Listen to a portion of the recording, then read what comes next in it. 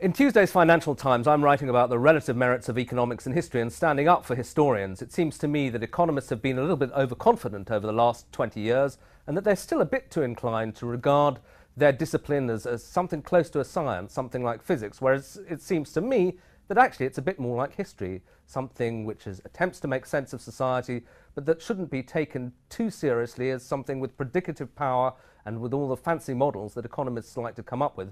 Now, I say that with a degree of hesitancy because I have next to me a very distinguished economist, my colleague Martin Wolf. Martin, what do you think of that argument?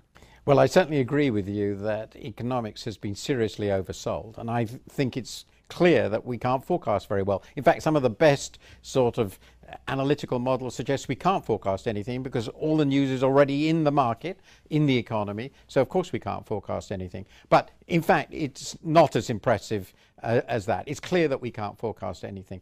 But that seems to me to go much too far to say that having some sort of rigorous framework of analysis for how the economy as a whole, and even more bits of it, work, isn't to say that that isn't valuable seems to me to be just wrong. You end up with just suggesting there are lots of completely discrete stories and no general rules at all. Are you really going to say that?